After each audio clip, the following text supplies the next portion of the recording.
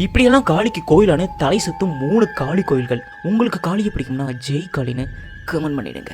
முதல்ல சந்தோஷி மாதா கோவில். ரொம்பவே அமானுஷ்யமான காளி சிலை இருக்கக்கூடிய இடம் இது. இந்த இடத்துல காளியோட முகம் இயற்கையே உருவாயிருக்கு. பலரோட கருத்துப்படி காளியோட முகம் இப்படிதான் இருக்குன்னு சொல்றாங்க. ஆனா அந்த முகத்தை நம்மளால பார்க்க முடியாது. ஏன்னா இந்த காளி முகத்துல செந்தூரத்தை போட்டு மூடி வச்சிருக்காங்க. அதுக்கப்புறமா ஒரு வெள்ளி காப்புல ஒரு முகத்தை செஞ்சு அந்த சிரமல வச்சிருக்காங்க. ஸோ இதை ரெண்டையும் தாண்டி தான் உள்ள இருக்கிற காளி முகத்தையே பார்க்க முடியும். இது பழங்காலத்திலையும் சரி, இப்போ இருக்க பூசாரியும் சரி தான் அந்த காளியோட முகத்தை பார்த்துருக்காங்க. மற்றபடி மக்கள் யாருமே அந்த காளியோட உண்மையான முகத்தை பார்த்ததே கிடையாது. ரெண்டாவது மா பத்ரகாளி கோவில். இந்த சிலை உயிரோட்டத்தோட இருக்காம எந்த அளவுக்குனா பக்கத்தில் நிற்கிற பூசாரிக்கு மூச்சு விடுற சத்தமும், என் பக்கத்தில் நிற்காத தள்ளிப்போ அப்படின்னு காளி சொல்ற சத்தமும் அங்க இருக்க பூசாரிக்கு கேட்குதான். இந்த சாமி கண்ணை திறக்கிறத பார்க்கவே பல லட்சக்கணக்கான மக்கள் அந்த காளி கோயிலுக்கு வந்துட்டு இருக்காங்க. மூணாவது மகா காளி கோவில். இந்த அம்மன் எப்பெல்லாம் கோவத்தில் இருக்காங்களோ அப்பெல்லாம் தண்ணியில மூழ்கிடுவாங்க.